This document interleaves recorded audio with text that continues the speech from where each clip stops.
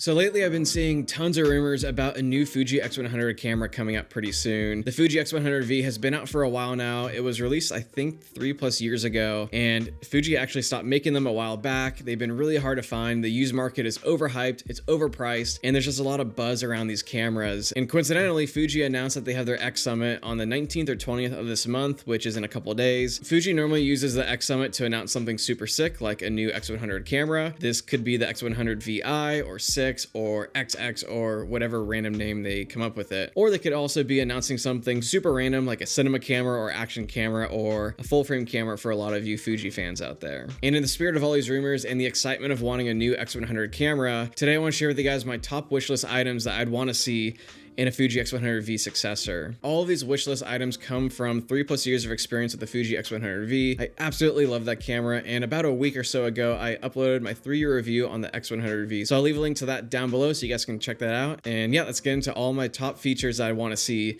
in the Fuji X100vi. So starting off, I'd love to see better battery life out of this next camera. Currently, the X100V's battery life is okay to say the least. It's not really the best, it's not the worst. I know if you're a heavy shooter, you need to carry multiple batteries. For me, one battery was plenty. I would charge it through the USB-C port, which was a godsend because I could charge it in my car, I could charge it on the plane. I never really saw it to be that big of an issue, but if I was out backpacking or hiking and I wanted to bring one battery or just 2 maybe, that could definitely be an issue there. So I don't know what kind of batteries the X100vi will use. I think the X-T5 and the GFX share batteries. I might be wrong in that, but it could be cool to see them implement that new battery type because they're bigger. I think they're more efficient, and I don't really know how much they cost, so maybe that would be too expensive and too bulky, and that might not fit the vibe of the Fuji X100vi. Next up, I'd love to see weather sealing in this camera, and I know the X100v can be weather sealed with a filter and a gasket and like this whole front ring system, but I'd love to see it straight out of the box, fully weather sealed to where you could bring it out in rain, dust, moisture, all those different types of environments and really have no issues or worries. I know this will kind of take away from the lens hood era of the X100v, but it would be really cool to see it just out of the box, not have any of those issues, so then you can just go and start shooting and not have to add any other useless accessories. But with the X100v, you just buy a front ring with a filter and it's pretty much weather sealed. So maybe that's something that they'll do, but yeah, could be cool. One of the main things I'd love to see in this new camera is internal media, and I've been seeing this being adopted with certain types of cameras out there, most notably the Leica M11. I think there's like 120 something gigs in there, which is more than enough for a lot of people. Sometimes people forget SD cards. I don't know how you could do that. For me, my SD cards always live in my camera. I never take it out, but it'd be super sick to have internal media because 1, it could be a lot faster than SD cards. 2, if you do end up missing your SD cards, you always have a backup inside of the camera, and it should just be like a really seamless process, especially since you're probably dumping your files using USB-C. That's what I did on my X100v, and yeah, internal media is super sick. I think my Ricoh GR3X has internal media. I think it's only like 2 gigs though, which is not enough. We need at least 32 or 64, or better yet, 128, 256, or even above. But it'd be really cool to start seeing cameras implement internal media. I just kind of think it's the way of the future at this point. And alongside that, I'd love to see dual card slots in this camera, and I don't know if it'll make the camera any bigger or smaller, but dual card slots are super sick, especially if you're shooting photos or videos for work. Being able to have redundancy is number one, and I absolutely love that feature on my FX3. I shoot in dual card slot recording all the time because if one card fails, I have a true backup. Sometimes people use them to generate proxies or organize their photos to one card or whatever. I just like having everything just being completely identical in case of a card failure. And I promise that this is the last feature that has to do with media, but I'd love to see them add CF Express Type B. I don't know if the GFX can run off of CF Express Type B, so if it does, maybe it could trickle down into the X100V, but CF Express Type B cards are a lot cheaper, they're faster, they're more robust, and I just kind of think SD cards are kind of being pushed away, especially in the more professional settings. So again, I don't know if it's physically possible to put that kind of reader inside of there to have a CF Express card inside, but it could be really cool. It's not the end of the world with this camera, but it's just kind of a cool feature that I've noticed, especially from now having the Red Komodo X that has CF Express Type B. I can get a 1TB gigabyte card for 300 bucks, or with my Pro Grade V90 cards, I can get 500 gigs for about $500 or $600. So these cards are just cheaper, they feel better, and they don't have those like stupid little pins like SD cards that can snap and break and jeopardizing your files. Next up, I'd love to have a better OVF and EVF. I'd love to have an actual rangefinder patch out of the OVF. Right now, the OVF is just kind of boring and stale. It kind of works, but it's not really the same as like a proper rangefinder. I'd love to see them add that in. I don't know what that takes. I don't know the engineering behind it, but maybe one day they'll make it like that and actually have a true competitor to Leica. And the EVF on the X100V just wasn't really that nice. It just felt low quality. The colors just didn't really feel inspiring. And recently I held a Fuji X-T5, and that EVF completely killed the X100V's EVF. So at the bare minimum, they just need to throw the X-T5's EVF in there, even if they can make it smaller. It's not the end of the world as long as they have the LCD screen on the back. For me, I primarily shoot with the LCD screen anyways, but yeah, when I got the X100V, I was super psyched to use the OVF and EVF, and because they're not that good, I ended up not using them. This next one is something that I've been kind of wrestling with, and it's the wish for a higher resolution sensor. And it's hard because the X100V has a sweet spot at 24 megapixels, which for a lot of people, that's more than enough. It's a sweet spot between resolution and file sizes and storage, and for most people, you're uploading photos to Instagram or Facebook anyways, but for the people that want to be shooting weddings and kind of more professional stuff, having at least 28 to 35, maybe 45. 45 would probably be pushing it. I think if the Fuji X100vi came with a 45 plus megapixel sensor, it would probably push some people away because those files are basically twice the size as the X100V's files. So unless Fuji has this weird RAW system that can give you smaller file sizes, maybe that's a good option, but I think maybe 35 to 30, somewhere in there is probably a sweet spot where we get more resolution out of it, but our hard drives aren't getting fully clogged up. Because at the end of the day, a lot of people are just using this for fun. Not many people are using it for work, but for the professional photographers out there, I think they would be psyched on 35 megapixels plus. So I guess we'll see. And in the same vein, I'd love to see more dynamic range out of this camera. Right now, the X100V feels a little bit maxed out, especially in those higher dynamic range scenes where you have shade and there's a lot of shadow detail there, but then there's bright highlights. There's been some moments where there hasn't been enough dynamic range for me personally. I just want it to be a lot smoother, like my C70 or Komodo X. I love that kind of image that you get from it. It's very Alexa-like. And I know that's kind of different jargon and terms because that's all cinematography, but with photos, I just want a smoother highlight roll off and more highlight detail or even more shadow detail. I just want more dynamic range spread across. Give us at least 16 plus stops. That'd be super cool. I don't know if they can do that, but for the most part, dynamic range hasn't been an issue, but there are certain scenarios where I'm like, screw it. I'll just overexpose my scene.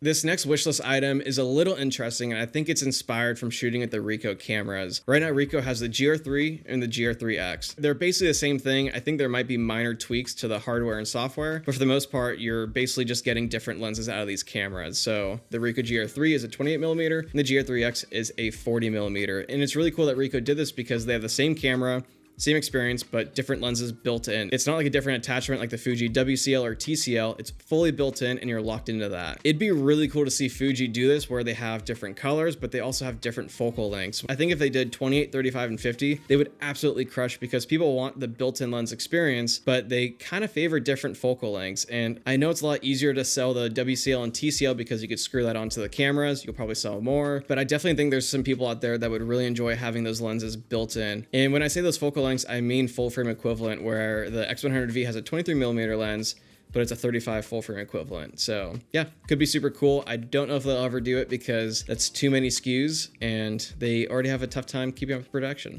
So maybe not. This one might come with some controversy, but I'd love to see more built-in pre-built film emulations. Right now, there's a huge craze with recipes and customizing all that to make film emulations out of it, but maybe I don't know anything about film emulations. It'd be really cool to see Fuji give us Kodak Gold, Portra 400, and then pretty much whatever else that is involved around their film stocks. I know there's like some weird workarounds with recipes to make it look like Portra 400 for Kodak and Gold, but it just doesn't have the same experience. I tried learning to love recipes for the longest time and nothing really got my images to where I wanted them to be, so I ended up just shooting in RAW and making my own presets. But I think with the next camera, Fuji needs to throw in some more emulations in there, kind of like classic chrome, positive film, negative film. They need to add something in there to where it's not too overarching, but a little bit more specific. Like having HP5 in there. I think the Ricoh GR3 might actually have like those types of film stocks in there, so maybe not. But if they do, Fuji can learn something. If not, they both need to learn something. Next up is something that I think Fuji is for sure going to put in there, and it's 10-bit 422 F-Log2. The X100V only shoots 8-bit 420 F-Log, and kind of like Sony with their S-Log2, it's awful, it's not worth shooting in, but if they update the sensor and update the software and hardware and all that, they can for sure add in 10-bit 422 F-Log2, and now the X100V could be something I could recommend for shooting videos and kind of being more of a hybrid camera. I still wouldn't recommend it for professional work just because of the ergonomics and no fan and all that, but at the bare minimum, as long as it has 10-bit 422 F-Log2, I wouldn't mind using it for YouTube stuff, personal, or even as like a C or D camera for weddings or whatever else. So that's definitely something that the X100V is lacking in, and I definitely see it as something that Fuji would for sure put in their next camera. So here's to hoping that they do that.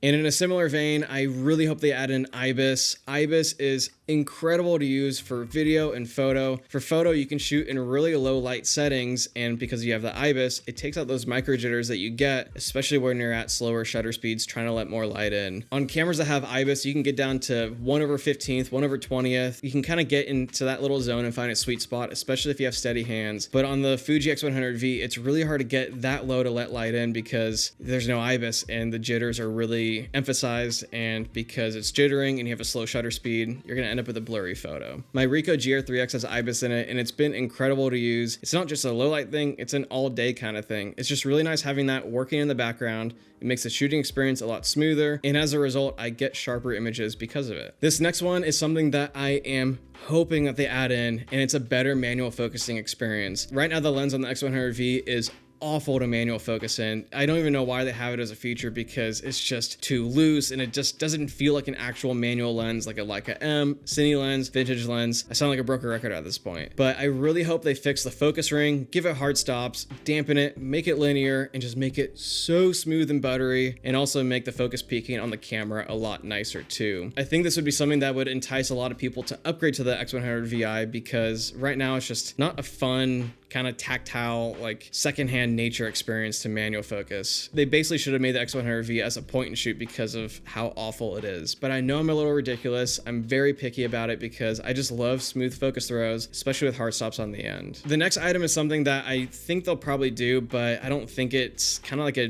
deal breaker for this camera, and it's a fully articulating screen. My FX3 has it, I think the GFX has it, and maybe the X-T5, but right now the X100V has a tilting rear screen, which is sick because on the Leica Q2 or the Ricoh GR3X, it's a built-in screen that can't articulate at all. It can't tilt, you can't move it, it's locked in, so it makes the X100V a lot nicer to shoot from the hip or to be incognito. I really enjoyed that tilting screen, but it would be cool to have a fully articulating one, especially when you're like holding the camera sideways. You can like kind of tilt the screen down and like kind of like fold it up towards you. I've seen a lot of people do that with the Canon R5, and it would just be a really nice shooting experience. It's not the end of the world if they don't add that in because the tilting rear screen is better than nothing. And lastly, this is something that might not be a good wishlist item for this camera, but I really wish that they would make a camera that is exactly the Ricoh GR3X. The X100V is small for what it is, and it's an incredible camera. It's beautiful. It's really fun to shoot with. But for people out there like myself that want something a lot smaller as like a daily driver that can actually fit in your pocket or a fanny pack or really anywhere and not take up any precious space, I really think if Fuji made a camera like the Ricoh GR3X, they would absolutely crush it. They would sell a ton. I would sell my GR3X for that camera because the Fuji colors and colors are just really, really good. And this probably isn't an issue for you photographers out there because you have a camera bag, and if you're going on a trip, you're just bringing your X100V and maybe another camera and some other items. But for people like myself who are cinematographers and videographers, naturally video has tons of gear you have to bring. So even if I go to set and I'm not really worried about space, I'm still running out of space because of my batteries and monitors and accessories. And I've often found myself leaving my X100V behind in a lot of different scenarios because it was just too big to bring around. Whereas now with my Ricoh GR3X, I bring it literally everywhere because it takes up no space. I don't mind carrying it in my pocket. It seriously does not get in the way. So yeah, I know it's a little bit nuanced and it's probably not the right wish for the X100vi, but maybe somewhere down the road, Fuji can make a true point and shoot camera that is truly pocketable. And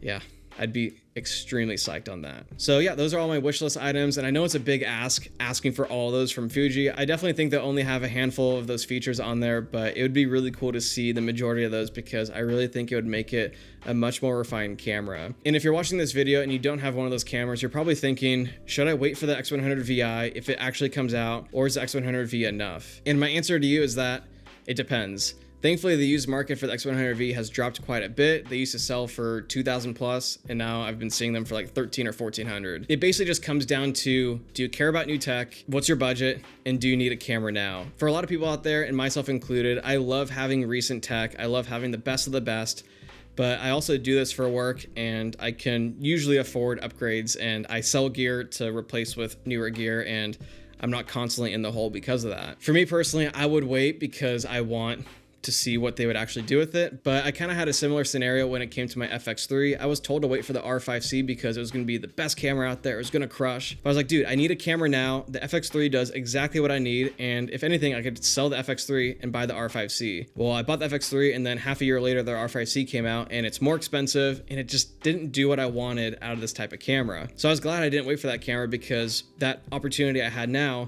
fulfilled what I needed, and it's still fulfilling it. So take that for what it's worth. I think if you need a camera now, the X100V is a solid option. I know there's a lot of people out there still rocking the first one, second, third, and fourth, and there's a reason for that. These cameras are really solid. They still produce amazing images, and at the end of the day, it's the artist behind the camera and not the camera gear. The camera gear will make it a lot smoother and easier, and they'll give you newer features and stuff, and it basically just comes down to, do you need a camera now? Are you willing to wait and see? There's definitely a good chance that the 19th or 20th comes up for X Summit, and they release like an XT6 or something completely random, and everyone else is just kind of in the dust, and they already sold off the X100V in anticipation for this new camera. It's hard with tech because every year or every couple years there's always something new, and at some point you just kind of have to be content with what you have. But I think if you're going from the X100V to the VI, it could be a worthwhile upgrade. I don't know yet because they haven't released what the features are, but if you're coming from the first, second, third, or fourth, it could be a good jump waiting, especially if you're happy with your camera now. You can see what it's actually going to be and then sell it if you decide to upgrade to that new camera. So yeah, those are my top wishlist items for the X100VI. I'm really excited to watch X Summit. I hope they come out with X100VI because it's due time, and it's just always cool to see Fuji doing stuff because they're such a rad company. They make incredible cameras, and it's just such a fun ecosystem. And Fuji, if you're watching this, please make a camera like the GR3 or the GR3X. I want a true pocketable camera, and I really think you guys would sell a ton of them. So yeah, I hope you guys enjoyed this video. I'd love to hear your wishlist items for the X100VI, so feel free to leave those down in the comments below. I'd love to see those. And yeah, with all that, I'll see you guys in the next one.